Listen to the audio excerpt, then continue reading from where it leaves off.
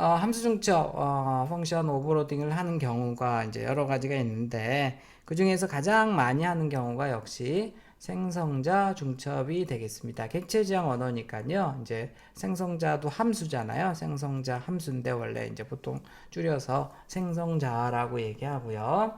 생성자를 여러 개를 만들 수가 있습니다. 소멸자는 근데 여러 개 만들 수가 없고요. 생성자 함수도 매개 변수를 가질 수 있기 때문에 매개 변수의 수나 자료형에 따라서 여러 개의 생성자 함수를 중첩할 수 있습니다. 매개 변수의 형이나 개수에 따라서 이제 이렇게 여러 개를 만들 수 있다는 거죠. 생성자 함수를 중첩시키는 것은요, 객체의 초기 값을 다양하게 주는 선택의 기회를 제공을 하는 겁니다. 예를 들어서 어떤 사람은 뭐 나이라는 멤버 변수가 있다. 그럼 얘를 내가 입력을 싶은 경우도 있고, 아니면 귀찮아서 입력 안 해라고 하면 무조건 1로 초기화하는 뭐 그렇게 할 수도 있겠고요. 그래서 생성자가 이제 실제로 만들어진 클래스들 보면 생성자가 굉장히 많습니다. MFC나 뭐 이런 마이크로소프트에서 만든 클래스들이 있는데요. 그런데 보면 생성자가 이제 굉장히 다양하게 많이 있어요. 그래서 생성자가 중첩이 되어 있다고 합니다. 자, 저번에도 잠깐 사실 그 동적 메모리 할당하고 그럴 때 얘기를 잠깐 했었고요. 중간고사 기간에도 얘기를 했었지만, 이 지금 도구 클래스가 있고 프라이빗 멤버가 있고 여기 생성자가 있습니다. 생성자라는 것은 클래스 이름과 똑같은 이름의 함수를 생성자라고 하고요. 리턴형을 쓰지 않는다고 했습니다. 얘는 매개 변수가 없고요. 무조건 나이를 1로 만들어 주네요. 한 살로. 자, 두 번째 이 생성자는 매개 변수 하나를 받아서 매개 변수를 통해서 이 AJ의 값을 초기화해 줍니다. 자, 소멸자는 여기 있는데 별거 없이 그냥 소멸이라고 나오는 거고요. getSet는 이쪽으로 지금 밖으로 끄집어내 놨습니다. 이렇게 해서 이제 클래스를 만들었고요. 이렇게 지금 되어 있는 이 두 가지가 생성자가 두 개다 이런 것을 생성자 함수가 중첩이 됐다. 생성자 오버로딩이다. 이렇게 얘기를 합니다. 생성자도 함수라고 얘기했습니다. 자, 이 생성자 함수는 여러분들이 만들 수 있지만 호출할 수는 없어요. 언제 자동으로 호출이 된다고 그랬죠? 자, 그렇죠. 이렇게 객체, 인스턴스가 만들어질 때 생성자가 자동으로 호출됩니다. 자, 근데 얘는 그냥 일반적으로 이제 멜이 이런 식으로 호출하죠. 이 매개 변수가 없을 때는. 그런데 이렇게 매개 변수가 있는 애들일 때는 괄호 열고 그 매개 변수 A로 뭔가를 하나 넘겨줘야 되고요. 그 넘기는 값을 여기다 써줘야 됩니다. 두 가지 방법으로 이렇게 도구 클래스에 해피라는 강아지와 멜이라는 강아지를 두 가지 방법으로 만들 수 있어요. 자, 예를 들어서 멜이라는 애를 이렇게 만들면요. 얘는 지금 생성자로 매개 변수가 넘어가지 않죠. 그러니까 이 첫 번째 생성자가 호출이 돼서 메리의 나이를 찍어보면 한 살 1이 나옵니다. 해피라는 애는요, 이 두 번째 매개 변수가 있는 생성자를 호출해서 5가 A로 넘어가고요. 그래서 5가 A제로 돼서 해피의 나이는 5살이 될 겁니다. 자, 이런 식으로 생성자를 중첩을 시켜 놓으면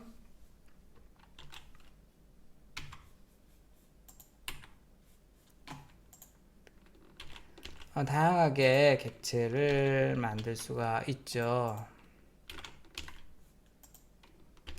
자, 이렇게 지금 보면 5일 소멸이라고 나왔는데요. 해피의 나이는 5살로 넘어가서 5가 나오는 거고, 메리의 나이는 특별히 지정하지 않아서 1살로 나오는 거고, 메인 함수가 끝나면서 소멸자가 두 번 호출이 돼서 소멸 이런 식으로 결과가 나오네요. 자, 그래서 뭐 해피의 나이를 일단 3살로 해주고, 메리는 또 그대로 놓는데 이번에는 여기다가 에이지를 0이라고 하면 메리 나이는 0이고 해피 나이는 3살로 나오겠죠. 3과 0이 나오겠네요. 자, 이런 식으로 해서 나는 초기화 안 시키고 싶어. 내가 직접 하는 게 아니고 그냥 처음 태어날 때 0이니까 혹은 1이니까 그걸 해줘라고 할 때는 그냥 이렇게 하면 되겠고요. 그 다음에 나는 내가 직접 나이 입력할래. 해피라는 강아지는 태어날 때가 아니고 초기 값이 3살이야. 3이야 라고 직접 입력을 하는 거죠. 그래서 두 가지 방법 편하잖아요. 이렇게 하면. 그래서 여러분들이 조금 고생해서 이렇게 뭐죠? 생성자를 두 개를 만들어 놓으면 사용하는 사람들이 편하겠죠. 직접 입력하는 사람도 있을 테고 아니면 그냥 에이 뭐 처음에 한 살인데 뭐라고 해서 그냥 여기 매개 변수가 없는 생성자를 사용하는 사람도 있을 테니까요. 자, 이렇게 해서 어떤 대부분의 클래스에는 생성자가 몇 개씩 존재한다. 지금 뭐 이제 이거 같은 경우엔 지금 나이만 있어서 그렇지 이 멤버 변수가 여러 개라 그러면 생성자도 이제 다양하게 줄 수가 있겠죠. 자, 예를 들어서 이름, 나이, 몸무게가 있다 그러면 이름, 나이, 몸무게를 다 초기화하는 생성자도 있을 수 있고요. 어떤 사람은 이름만, 어떤 사람은 나이만, 어떤 사람은 몸무게만, 혹은 이름과 나이, 이름과 몸무게, 뭐 다양하게 해서 생성자를 만들 수가 있는 거겠죠. 자, 똑같은데요. 이번에는 배열입니다. 지금 보면 아까는 그냥 일반적인 객체였는데 일반적인 객체일 때는 이렇게 괄호로 해서 넘기고 이렇게 해서 쓰면 되는데 배열 같은 경우에는 이제 초기의 값을 줄 때 이렇게 중괄호 열고 닫고로 해서 초기 값을 주는 거는 알고 있죠. 그래서 이것도 마찬가지예요. 지금 여기서 메리가 매개 변수가 없는 생성자가 호출됐듯이 메리가 여기 해피는 가로 열고 이렇게 넘어가서 이 초기 값으로 넘어가는 거죠. 이렇게 됐듯이 이쪽에서도 똑같이 이 메리 같은 경우에는 초기 값이 있기 때문에 여기 이제 두 번째 생성자를 호출을 하게 되겠습니다. 메리 강아지 5마리는 이쪽에 있는 애를 호출하고요. 그 다음에 해피 강아지 5마리는 지금 초기 값이 없기 때문에 무조건 1로 다 들어가겠죠. 그래서 0부터 4까지 5번 해피와 메리의 나이를 찍어보면 해피 강아지는 다 1살일 거예요. 5마리가 다. 그 다음에 메리 강아지는 다 이렇게 1, 2, 3, 4, 5로 초기 값이 들어가 있는 것을 확인할 수 있을 겁니다. 그 다음에 이제 메인 함수 끝나면서 뭐가 실행이 됩니까? 메인 함수 끝나면서 객체가 사라지니까 소멸이 출력이 되겠죠. 소멸이 몇 번 출력이 될까요? 소멸이 몇 번 출력이 될까요? 객체가 몇 개 사라져요? 10번이요? 10번? 뭐 간단한 거지만 잠깐 해볼게요.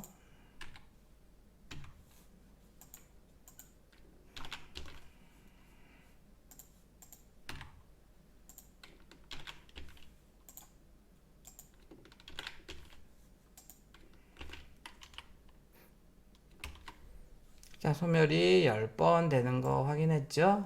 그래서 지금 보면 해피의 나이와 메리의 나이를 하나씩 찍고 있네요. 그래서 해피는 다 1살이에요. 왜냐면 여기 다 1살로 쓰게 되어 있고요. 그 다음에 메리 같은 경우에 1, 2, 3, 4, 5를 쓰게 돼 있어. 차례대로 메리 0부터 메리 4까지의 강아지는 이런 초기 값들을 갖게 되겠네요.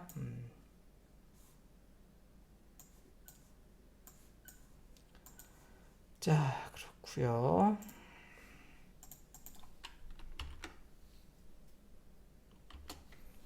자, 이것도 뭐 마찬가지입니다. 지금 데이트라는 클래스를 만들었고요. 인티저형으로 day, month, year, 연, 월, 일이라는 인티저 값 3개를 가지고 있는 데이트라는 클래스를 만든 건데 퍼블릭의 함수를 보면 여기 지금 프린트라는 함수에서는 year, 년, month, 월, day, 일이라고 해서 출력을 그냥 하는 함수고요. 그래서 year, month, day가 이제 있어야 되는데 생성자가 여기 두 개가 있습니다. 하나는 date라고 돼 있어서 그럼 쉽게 얘기하면 month, day, year가 들어오면 예를 들어서 month 10월 1일 2020년 이게 들어오면 D는 day에 M은 month에 Y는 year라고 해서 2020년 10월 1일 이렇게 해서 나오는 거는 간단하게 인티저 3개 받아서 하는 것은 할 수 있는데 외국 사람들 특히 미국 사람들은 이제 날짜를 이런 식으로 더 많이 쓰죠. 날짜를 2020년 3월 1일인데요. 이렇게 문자열 형식으로 해서 많이 쓴단 말이죠. 문자열 형식. 그래서 여기 지금 문자열 가지고 놀 때는 항상 콘스탄트 캐릭터 포인터를 쓴다 그랬죠. 여기 s라는 애를 이제 받아서 가지고 놀 건데, 기능을 보면 여기 지금 스캔F는 이제 우리 키보드로부터 입력을 받는 건데요. 여기 S가 붙은 SScanF는 스탠다드 IO 헤더 파일에 들어가 있습니다. 이거 반드시 인클루드 해줘야 되고요. SScanF 함수는 물론 또 비주얼 스튜디오에서는 이 함수가 안전하지 않다 그래서 에러가 뜰 겁니다. 자, 그러면 이렇게 더 써주면 되겠고요. SScanF 함수는 여기 이 문자열로 받는 S를 첫 번째 인자로 써주고요. 이렇게 이 문자열 중에서 내가 원하는 부분만 추출해낼 수가 있습니다. 자, 처음에 이 3을 %d로 받겠다는 거예요. 그래서 먼스에다 넣겠다는 겁니다. 먼스에 3이니까. 그 다음에 이 슬래시는 필요 없죠. 근데 하나 받긴 받아야 되죠. %c로 받아요. %c로 받는데 그 %c 사이에다가 별표를 하게 되면 여기 %c를 받긴 받는데 무시해라 이런 뜻이에요. 그 다음에 또 이제 1을 %d로 받아서 여기 이번에는 day에다 넣습니다. 1일. 그 다음에 또 슬래시 없애줘야 되겠죠. 다시 역시 %c가 아니고 별표 c로 해서 이 슬래시를 받긴 하나 문자를 받긴 받는데 무시를 할 거예요. 이렇게 하고 그 다음에 이제 마지막 2020을 %d로 받아서 얘를 이어 쪽에다 넣는 거죠. 그래서 month, day, year 이렇게 해서 들어가가지고 2020년 3월 1일 이렇게 나올 것 같아요. sscanf 함수를 이용해서 이렇게 scanf는 키보드로부터 입력을 받는 거지만 sscanf 함수는 이 s 문자열 이렇게 들어오는 맥에벤스 들어오는 문자를 가지고 할 수 있다는 거죠.